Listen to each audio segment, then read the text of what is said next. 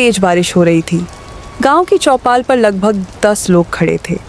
दूर से एक लड़की भीगती हुई चौपाल की तरफ आती है। सबकी नज़र उसी पर टिक जाती है। बेटी, घबराओ मत, पहले आराम से सांस लो। यहाँ कोई तुम्हारा दुश्मन नहीं है, लेकिन गांव छोटा है, इसलिए लोग सवाल जरूर करेंगे। रात के इस समय कोई अनजान इंसान यहाँ आ जाए तो हर किसी को जानने की उत्सुकता होती है। अगर तुम्हें कोई परेशानी नहीं है तो अपना नाम और यहाँ आने की वजह बता दो। मेरा नाम नंदिनी है। मैं कई दिनों से सफर कर रही हूँ। रास्ते में किसी ने मदद नहीं की, कुछ लोगों ने दरवाजा तक नहीं खोला। मुझे सिर्फ आज की रात सिर छुपाने की जगह चाहिए। सुबह होते ही मैं चली जाऊंगी। मैं किसी का सामान नहीं चाहती, किसी से पैसे नहीं मांगूंगी, बस एक रात। उसके बाद मैं इस गांव पर बोझ नहीं बनूंगी। रामलाल, बात तो इसकी ठीक लग रही है, लेकिन आजकल जमाना भी तो देखो। पहले भरोसा जीतते हैं, फिर घर का रास्ता देख लेते हैं। हम सबकी जिम्मेदारी भी तो है। अगर सुबह किसी के घर चोरी हो गई तो लोग यही कहेंगे कि चौपाल वालों ने बिना पूछताछ किए अजनबी को गांव में रहने दिया। लगता है मेरे आने से पहले ही फैसला होने लगा, लेकिन इस गांव में बिना मेरी राय के कोई बड़ा फैसला नहीं होता। बेटी, मैं तुम्हें अपमानित नहीं करना चाहता, मगर मुझे तुम्हारी बातों पर यकीन करने की कोई वजह भी नहीं दिख रही। तुम्हारे पास कोई पहचान नहीं, कोई रिश्तेदार नहीं, कोई पता नहीं। ऐसे में मैं पूरे गांव की सुरक्षा को खतरे में कैसे डाल दूं? अगर तुम सच बोल रही हो तो सच छिपाने की जरूरत ही क्या है? सच छिपाना और सच को सही समय तक रोक कर रखना दोनों अलग बातें हैं सेठ जी। अगर मेरा इरादा गलत होता तो मैं खुद चलकर गांव के बीचों बीच नहीं आती। मैं चुपचाप किसी खाली घर में छिप जाती। मैं यहाँ इसीलिए खड़ी हूँ क्योंकि मुझे यकीन था कि किसी गांव में अभी भी इंसानियत बाकी होगी। अगर मैंने अपनी पूरी बात अभी बता दी तो शायद आज रात इस चौपाल पर खड़े कई लोगों की नींद हमेशा के लिए उड़ जाएगी। सब एक दूसरे की तरफ देखने लगते हैं। सेठ पहली बार थोड़ा असहज दिखता है। बड़ी अजीब बातें करती हो। पहले कहती हो कि सिर्फ रहने की जगह चाहिए, फिर कहती हो कि तुम्हारे सच से पूरे गांव की नींद उड़ जाएगी। आखिर तुम हो कौन? कोई पुलिस वाली, कोई पत्रकार, या किसी ने तुम्हें मेरे गांव में भेजा है? साफ साफ बोलो, क्योंकि पहेलियां सुनने का मेरे पास समय नहीं है। मैं न पुलिस हूँ, न पत्रकार, और न ही किसी ने मुझे भेजा है। मैं अपनी मर्जी से आई हूँ। लेकिन इतना ज़रूर कहूँगी कि मैं यहाँ किसी बेगुनाह को परेशान करने नहीं आई। मैं सिर्फ एक ऐसे इंसान को ढूंढ रही हूँ जिसने 20 साल पहले किसी की पूरी ज़िंदगी बर्बाद कर दी, और उसे शायद आज भी लगता है कि उसका सच हमेशा छिपा रहेगा। बारिश लगातार हो रही है। नंदिनी की आखिरी बात सुनकर चौपाल पर सन्नाटा छा जाता है। दूर बिजली चमकती है।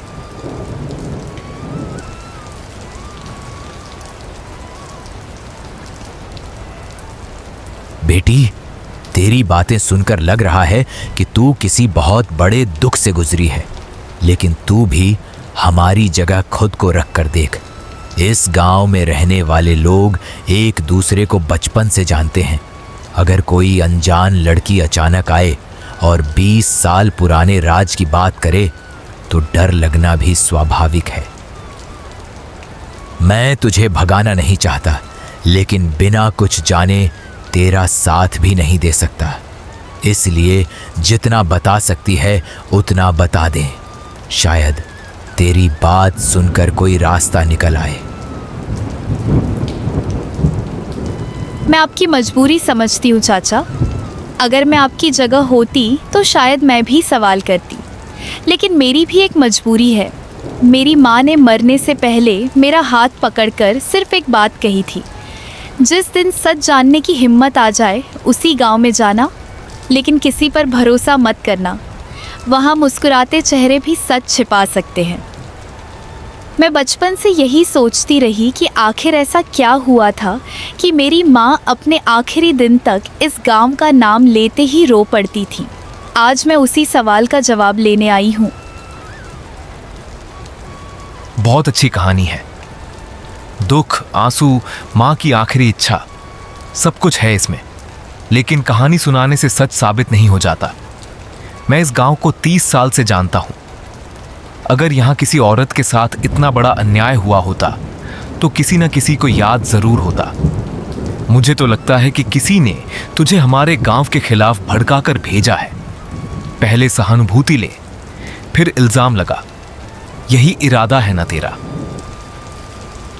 अगर मेरा इरादा इल्ज़ाम लगाना होता तो मैं सीधे पुलिस के पास जाती, पूरे गांव के सामने खड़ी नहीं होती। मैं यहाँ लड़ाई करने नहीं आई, मैं सिर्फ सच सुनना चाहती हूँ। अगर मेरी माँ झूठ बोल रही थी तो मैं कल सुबह इस गांव से हमेशा के लिए चली जाऊँगी।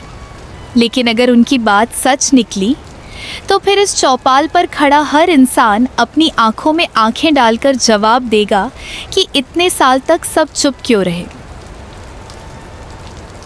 हरिराम, एक बात पूछूं? जब से ये लड़की आई है तू सबसे ज्यादा बेचैन क्यों दिख रहा है? बाकी लोग तो सिर्फ सवाल पूछ रहे हैं, लेकिन तू इसे गांव से निकालने की इतनी जल्दी क्यों कर रहा है? अगर ये झूठ बोल रही है तो सच अपने आप सामने आ जाएगा। फिर तुझे डर किस बात का है? डर? मुझे? दादी, मैं डरना भूल चुका हूं। मैं सिर्फ इस गांव की इज्जत बचा रहा हूं। आज अगर हर आने जाने वाला पुरानी कहानियां लेकर यहां खड़ा हो जाएगा तो कल कोई भी इस गांव पर उंगली उठा देगा, और मैं ऐसा होने नहीं दूंगा। इसलिए मेरा फैसला साफ है। या तो ये लड़की अभी बताए कि ये किसे ढूंढ रही है, या फिर आज रात ही इस गांव से चली जाए। नंदिनी कुछ पल तक चुप रहती है। वह अपने बैग को कसकर पकड़ती है, फिर गहरी सांस लेती है। ठीक है, आप सब सच सुनना चाहते हैं तो मैं एक नाम बताती हूँ, लेकिन उससे पहले आप सब मुझसे एक वादा कीजिए। जो भी मैं कहूँगी उसे बीच में टोके बिना पूरा सुनेंगे, क्योंकि अगर आपने मेरी बात आधी सुनी तो आप भी वही गलती करेंगे जो 20 साल पहले इस गांव ने की थी।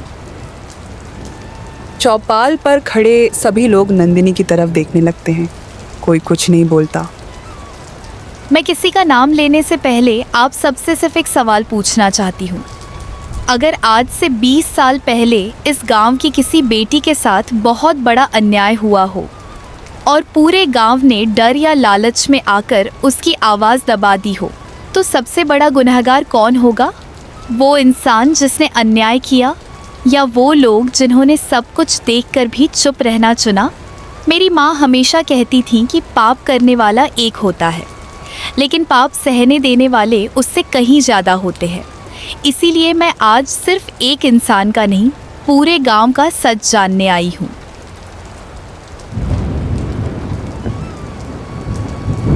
बेटी, तेरी बातें सुनकर दिल तो पसीज रहा है, लेकिन याददाश्त भी कोई चीज़ होती है। 20 साल बहुत लंबा समय होता है। इस गांव में कितने लोग आए, कितने चले गए, हर घटना याद रखना आसान नहीं। अगर तू किसी का नाम बताएगी, शायद किसी को कुछ याद आ जाए, लेकिन आधी बात बोलकर सबको शक में डाल देना भी ठीक नहीं। नाम मैं बताऊंगी, लेकिन उससे पहले ये जानना चाहती हूँ कि इस गांव में आज भी सच की कीमत है या नहीं। क्योंकि अगर यहाँ आज भी पैसे वाले की बात सच मानी जाती है और गरीब की बात झूठ, तो फिर मेरा बोलना बेकार है। मैं इतने साल सिर्फ इसलिए ज़िंदा रही क्योंकि मेरी माँ को यकीन था कि एक दिन सच सुनने वाले लोग ज़रूर मिलेंगे। अगर वो यकीन भी झूठ निकला तो मैं बिना कुछ कहे चली जाऊंगी। बस, अब बहुत हो गया। तू बार बार पूरे गांव पर इल्जाम लगा रही है, लेकिन एक भी सबूत नहीं दिखा रही। मैं अभी भी कह रहा हूं, या तो साफ साफ बता कि तू किसके कहने पर यहां आई है, या फिर मान ले कि तू लोगों की भावनाओं से खेल रही है। और याद रख, अगर तूने बिना सबूत किसी इज्जतदार आदमी का नाम लिया तो पंचायत तेरे खिलाफ फैसला करेगी। इस गांव में किसी की बदनामी करना इतना आसान नहीं है।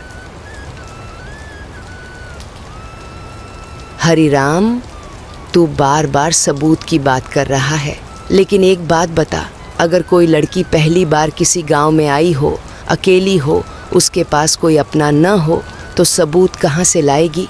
सच बोलने वाले के पास हमेशा कागज नहीं होते, कभी कभी उसकी आंखों का दर्द ही सबसे बड़ा सबूत होता है।